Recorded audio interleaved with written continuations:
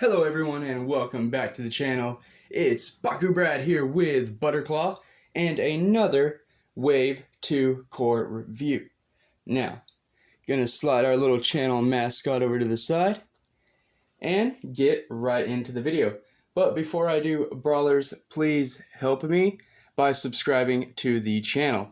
Only a quarter of you watching are subscribed, and I can't help but imagine what the channel would be at if the rest of you, that 75%, clicked in. So please do so because I do review Bakugan. I have a brawl from time to time. I go on Baku hunts, and I do have monthly giveaways for my subscribers just as a way to give back and make it all worth it. But with that out of the way and being said, I want to get straight into today's video. Because today, I'm going to be taking a look at the Titanium Trox. So this is the second evolved Bakugan, if you will, that I am reviewing. Titanium Dragonoid did come out in, what's it called? Yeah, Wave 1. So I did review the core Titanium Dragonoid and then the special attack as well. Really cool Bakugans. So it seems like this year, all of the evolutions are going to be titanium. So kind of metal themed. I wonder if that's going to have a aesthetic theme, if you will, which I think it does, but I don't want to spoil anything. So going ahead and taking a look at the box art. We have Trox on the front here, but oddly enough, that does look like the core Trox art, so I don't think there's any difference between this and the box for regular Trox. Let me know in the comments down below if I'm wrong or not, but it definitely does look like just regular Trox in the artwork. There's a photo of the mold, Misfit Clan, I guess Dino Clan too if you want to count it. But on the back of the box, looking at the stats, 400 health, 400 speed, and 200 strength. Not bad at all. Titanium Trox is looking pretty solid. But we'll have to see about, everything else, how it rolls. Anyway, really cool Bakugan, so let's yeet that box away and get right into it. Starting out with everyone's favorite, Roblox. Maybe, I don't know, but here is the code card, I guess, for anyone who wants it. Again, universal goodness, and there we go. So then the map card included, like I said in my Diamond Nillious video, it's pretty cool because we are getting a second wave of maps, which means there'll be a ton to collect. As of now, I guess you'll have 2 of every clan map. But the avian, I don't know how everyone's going to get that one piece of the avian map, because it seems to be locked into that special edition set or whatever. So hopefully that'll get re-released at some point. Otherwise, everyone might be missing one piece of one map, like everybody except for the few people that won. Moving on though, this is a really cool dinosaur map. This is going to be section A. So top left hand corner. Yep, yeah. So top left hand corner, it has all 3 zones, which is pretty cool. I guess kind of.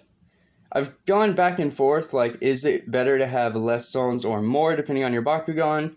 And I guess it all turns out to what brawler cards you top deck or how you set up that deck, if you will.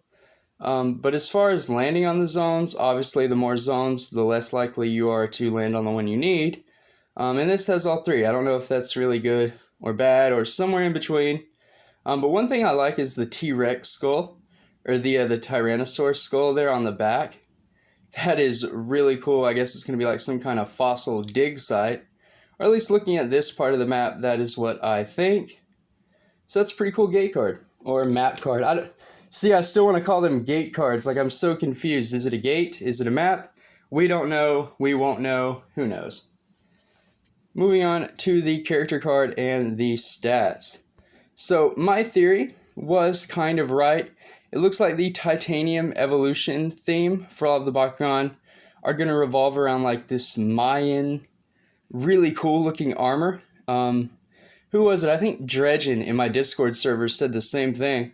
So I looked it up and I googled some designs and he's pretty right. They do look like some kind of ancient, really cool armoring and masks, especially on the Dragonoid, but on this Trox it just looks like he's plated in like massive armor.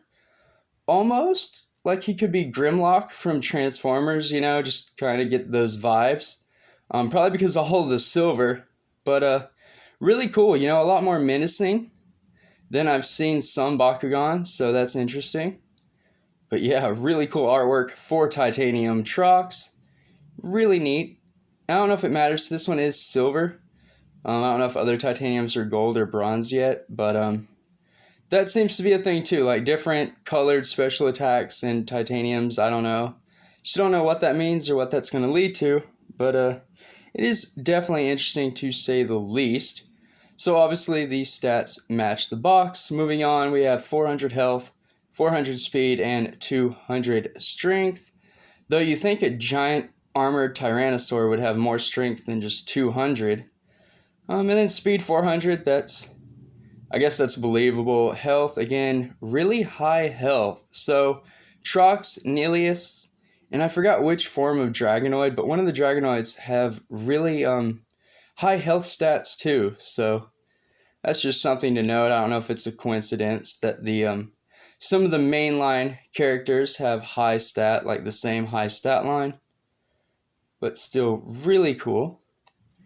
Now then, with the stats, code card, and gate card out of the way, we can go ahead and take a look at the figure. But don't worry, I haven't combined it yet. So we're going to take a look at this Bakugan, one piece at a time. Now then, the mold has some exquisite detail that's not painted. On the head of Trox, they did, well, if I can zoom in, sorry everyone, trying to actually zoom into the Bakugan.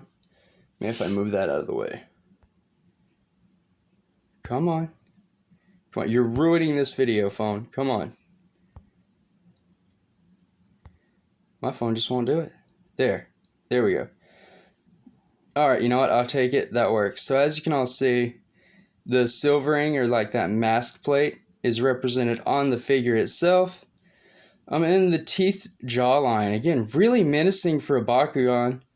You have individual teeth, you have some canines sticking out the side. So definitely a menacing Bakugan for sure. Really like how it looks like he's like wearing like this helm mask thing. That is really neat. The arms are molded into the design of the ball.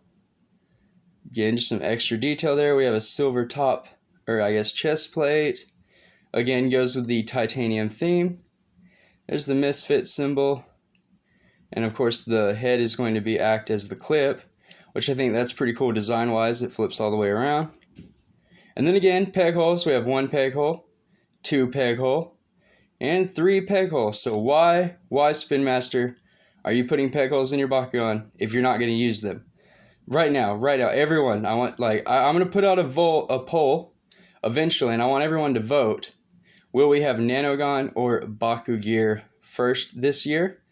I'm not sure, but something. I say this year, but it doesn't necessarily have to be this year. Just this generation of Bakugan, right? Because why would you take the time to put them in every mold if you weren't going to use them in the future? It's just like G2 Bakugan. So that is very interesting. And there's the top half, if you will. So the bottom half of Trox looks really cool. Again, a ton of silver there to represent that titanium evolution or the armor. And then we do have some feet. So some more feet. And they do fold out, so they are manual.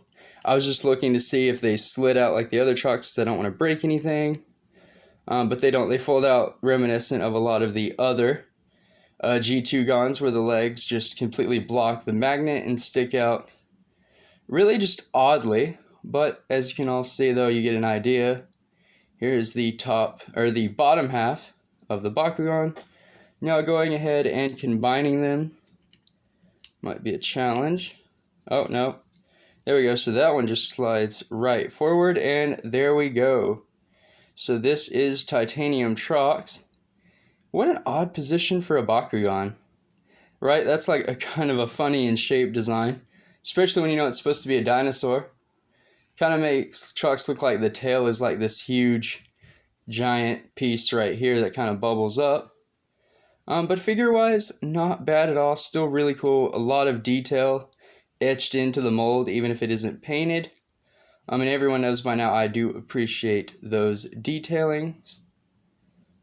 So to close, you just fold the manual feet down. They were a little snug. Fold the head in and over, and I think it just closes right down. Yeah, there we go. So that is titanium Trox all closed up. Looking really cool, looking really nice. I definitely like the silver and the Ventus contrasts. It's just really cool. It looks really clean. But now, how about a few rolling tests? So when I tried this for the new Diamond Nillious, it didn't work out so well. You can check that video out in the description below. I'll have it linked if you missed it. But now for Trox. So, arrow is right there. So, his head, you want to roll him, I guess it would be facing you. So, I'm going to place him on his magnet and see how this goes. Not really sure. But I am going to go with the Jet Kuso roll to begin with. So you put your index finger on the top portion of the Bakugan, and while pressing down and pushing, you kind of have to leverage it just right. See, I didn't put enough force in the shoot that time. But when you do it just right and you're not scared, you will get a stand every time, and I hope that was caught on camera.